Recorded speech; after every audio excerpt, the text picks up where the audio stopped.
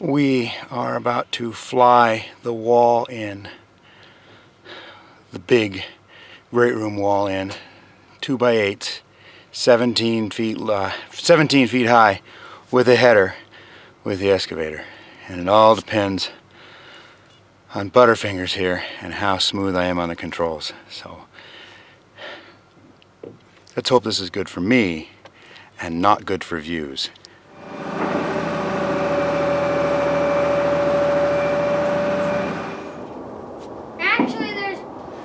So, welcome to a beautiful evening here at the River House. The day is already done, so I'm filming the intro at the outro, if that makes sense. And we've got a lot of things to see today. We're gonna build and then stand the great room walls, or as many of them as we can get done. It should be quite a thing. So we've got it slung from a reinforced point right there, found the balance point of the wall, and we hope to swing it up into place. The problem is, I can't lift straight on because the tree is in the way. So, man, I hope this doesn't get interesting. This is fun. So yeah, apparently the camera lens is dirty. Also, it's got that extra wide angle thing screwed on there, so maybe that's dirty. Anyways, the setting sun decided it was going to play havoc. So you just get this sort of SpongeBob at the bottom of the ocean view of us moving the first wall. Essentially, we've had a spreader bar up there, and we use the excavator to lift it. It's a little more complicated than using a crane, because the excavator moves in 3 dimensions. I can't go straight up. I have to go up and in or up and out. And towards the end, we actually stood this wall by just swinging the thing a bit to the left. Regardless, it went up. This was the lightest of the walls. It was merely 15 feet of 17 foot tall, 2x8 timbers with a header. Awesome.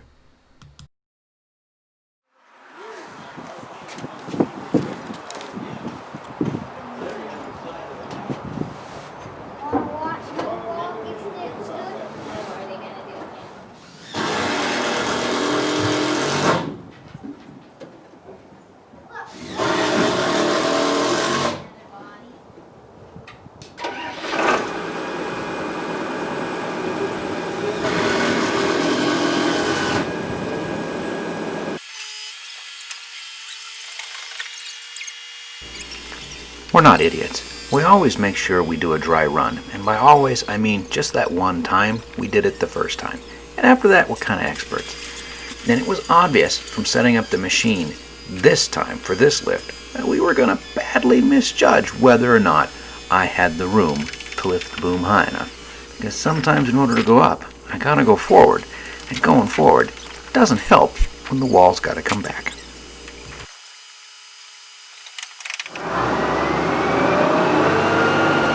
Isn't it a majestic sound to hear that bad boy spool up with all of its 8 horsepower? Anyways, now it's time to lift it.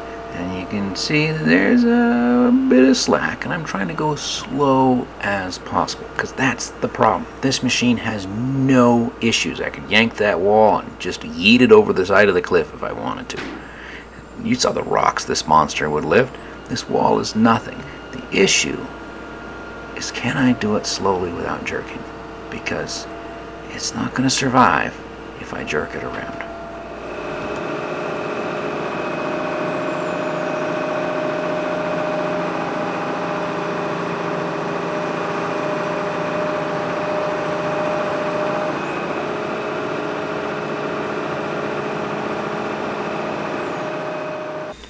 For some reason, for me, that initial lift is always the most pucker-inducing. And once it starts to come up, I think muscle memory takes over. Again, I'm just trying to avoid shaking it. This wall, we're lifting off the header. It's a massive strong point. I wasn't nearly as worried about it as I was with the other wall. We've got blocks to help us keep it initially from sliding backwards, because that's kind of an issue. The very first moment of the lift, it's wanting to pull back as well as lifting up. Once it starts, it seems to dig in and do okay. We went nice and slow with this. This lift actually took twice as long, almost exactly, as the first wall that you saw. The blurry sort of at the bottom of a greasy swimming pool mess. We just took this one a lot more carefully because, I don't know, this was the heavy one. This is all of those handmade giant supports that are going to front out those massive wall of windows.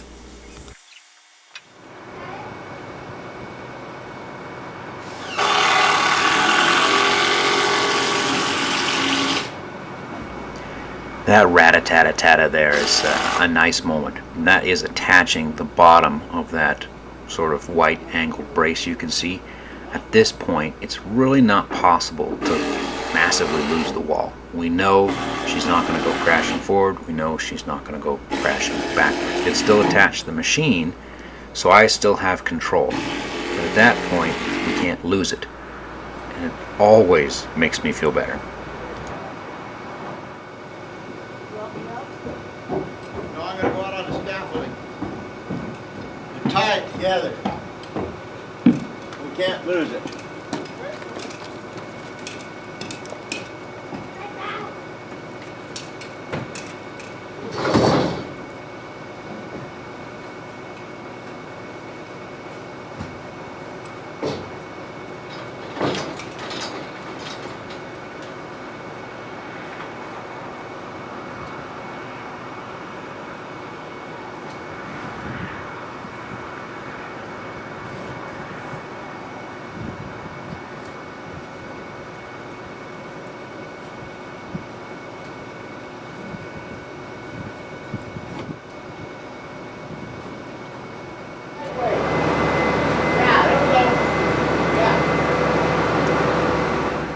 You see, Dad's in charge of this entire show. I have no idea what I'm doing, so I rely on him, and he is the director. He's the hands I watch when we do this. And right now, what we're trying to do is get one wall to slip past the other, and it's not cooperating quite right. I can tell you, spoiler alert, it's because of that brace. At the time, that wasn't necessarily obvious. I think we expected the wall to be able to be a little more twisty than it was. This turned out to be an incredibly rigid structure, and it wasn't letting us torque by. We fought that for a bit. We're pretty good. It won't take much to slide by.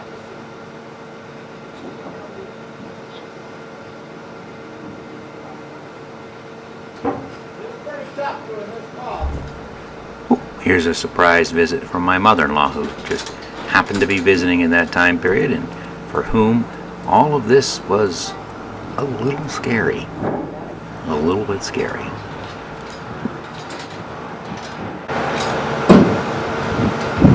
Try picking up again. I'm afraid if it lifts off the floor, we'll lose it altogether.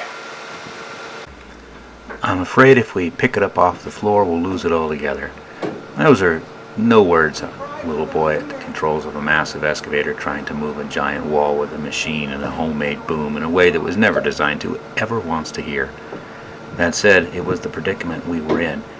So what my mother-in-law brought my father that giant bar clamp for was the idea that we could just sort of tighten that clamp and squeeze the wall past the other, because Dad was worried he was simply beating on it too hard and he was doing too much damage. Again, at the moment, we hadn't yet realized, maybe we should have, that that brace was holding far, far stronger than we were expecting. And we fought it for a bit. I think I already said that once.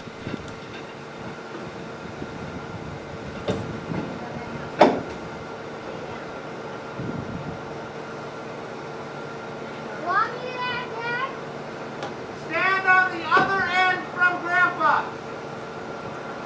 Stand up on top of the plate. Come on up on here, Shay. Come on up on here. Come on. That's it. Okay. A little more. All right, now hang on to the wall and stay right there. Perfect. Even my boy Shay got into the act right there. I'm just going to save you some some time here and fast forward a bit. Basically, we were using the bar clamp and it was successfully dragging that wall into place. But the whole thing was just way, way harder than it should have been. And at some point I got the bright idea that maybe we should go ahead and try lifting it one more time. You'll see how that works out.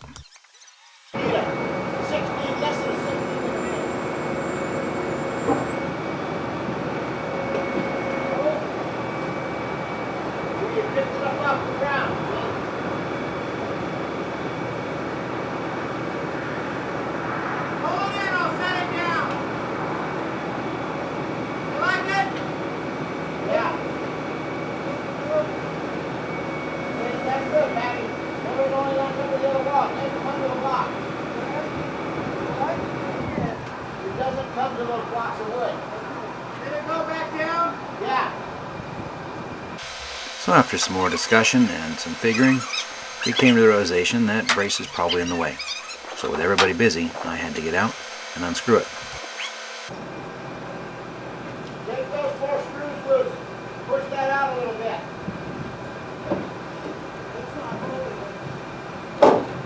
It is. I'm watching the thing. I'm watching the whole wall rack.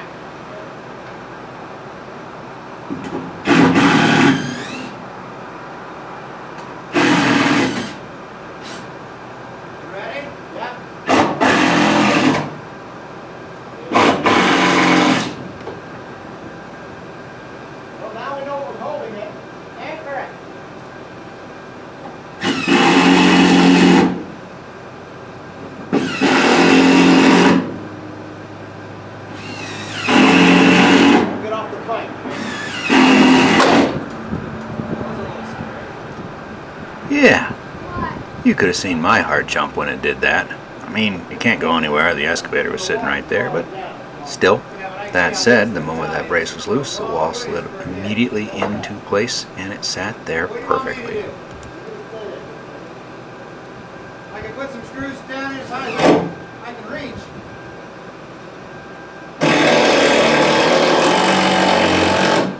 There we go. With the buzz of that screw, she was set, at least the top was, perfectly aligned, and now all we gotta do is move the bottom over.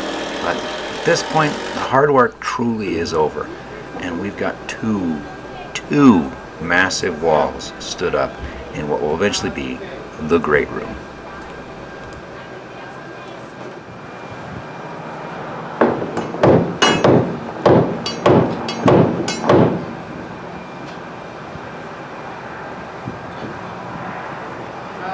Where's the giant?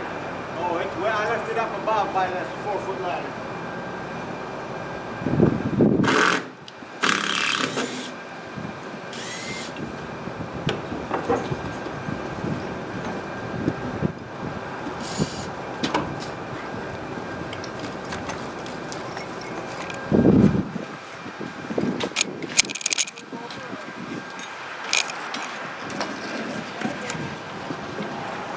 I'm trying to get it out right.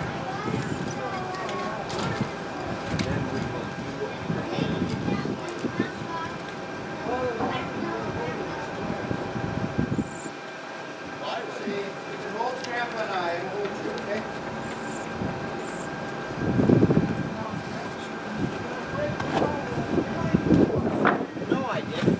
He walked up to me and I'm channeling him as a counterweight. How? She couldn't hold down on it. You could have held down on it.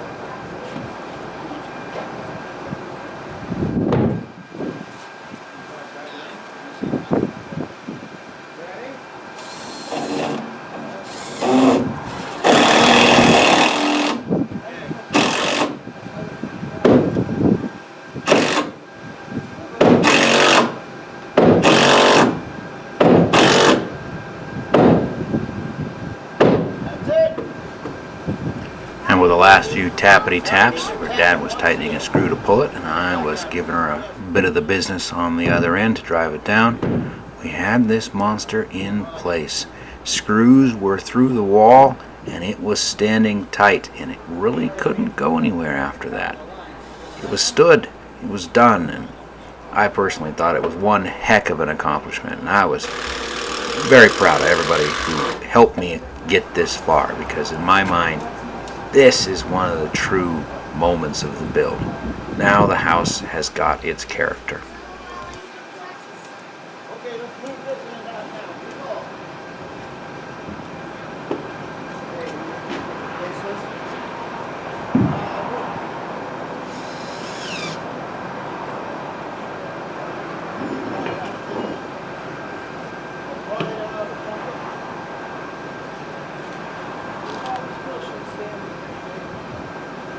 We gotta go quite a ways.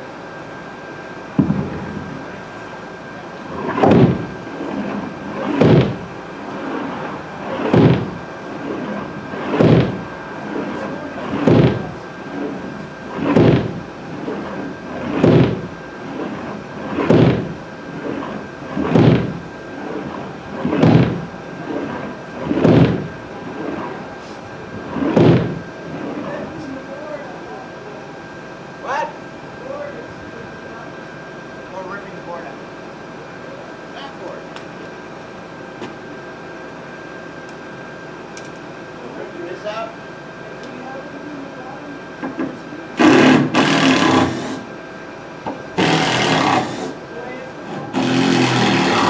Yeah, I know.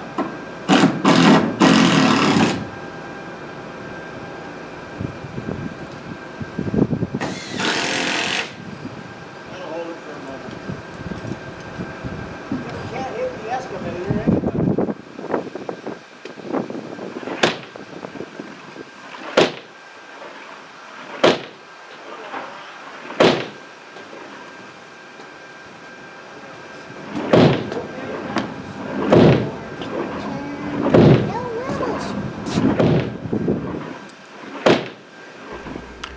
With each tap, she moved just a little bit. Due to that last lift that I did at the end there, this part of the wall was over an inch and a half too far into the house. And so we had a line snapped on the subfloor, and I just needed a bit of mild persuasion with my putter there to bring her in line.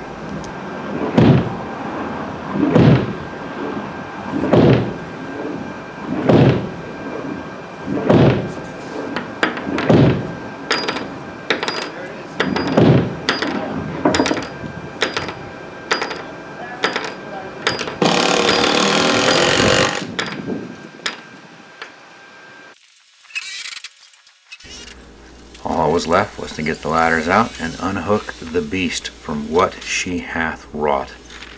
It's kind of an impressive moment. I know I've said that earlier, but this is an impressive moment for me. This is really quite a cornerstone. Trusses are ordered. They'll be here. The last walls are stood.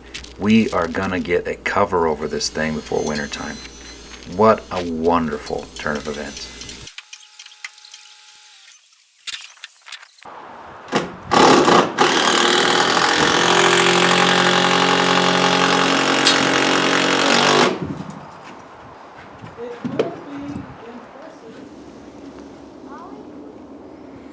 Well, it was quite something to stand them, but they are up. These are built kind of like a truss. So there is a 2x8, is an air gap full of foam, and a 2x4, and these are glued and screwed together. So the weight stands right here, and then they stick out. So I'm actually standing outside the house right now. They stick out a full 8 inches, and then the windows will hang on the outside. These will become window benches, so that you can sit down and enjoy that view, or big display areas or something like that.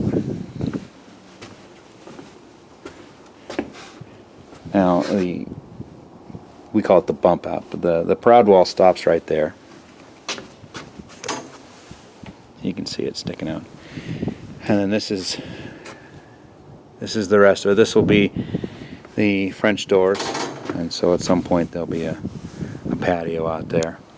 The whole top of that tree, which in many ways we built the house around, saving this big old ponderosa, the whole top of it has decided it's going to die So the top 30 feet of this tree is now brown and dying, which I'm super excited about. Thanks, tree. I don't know why. I did not hit any of its roots when I dug this. I don't know, maybe having it open allowed the dirt to dry out too much. But I mean, the tree sits in a big hole over there, a rock bowl over there. I didn't hit any, just these 3/4 inch roots over here, hardly any of them. But anyways, this wall now ties in right here. It needs quite a bit more, but it's tied in. It's tied in right there, and these are 2x8. Yeah, you think the price of wood is crazy right now. You just see the twinkle in the lumberman's eye when I asked him for 40 18-foot long 2x8s. But it's only money. This is actually, they'll have the least amount of insulation of any walls in the house. Will be this one right here. And it'll just have 8 inches and it won't have the air gap.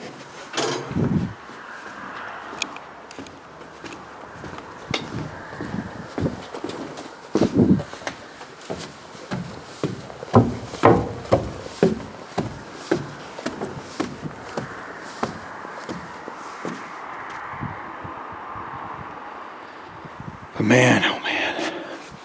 And my ceiling will be about 3 feet, 4 feet above my head. We gotta build one more short stub wall that the roof trusses sit on. Those have been ordered and paid for. About $11,000. Price went up about $2.5 grand versus ordering them 2 months ago. So win me on not getting my crap in gear, but it is what it is, I guess. Definitely is going to be impressive up here. There will be 3 windows. The bottom one will be 5x3, and it'll lift up in the very bottom to vent, and then a 4'8" and a 4'4". So these will be all the way up, and so you'll be able to stand up here without a bar in the way and look at the old homestead and watch the rams and stuff smash and fight and whatever, and the eagles soar. And then these windows over here will come in tight to this wall so that you can look all the way down and watch the fishermen and the bend of the river and the trains and whatnot. So pretty dang impressive. Hey, it's gonna be something to be proud of. I never really thought I would get this far with just me and my father and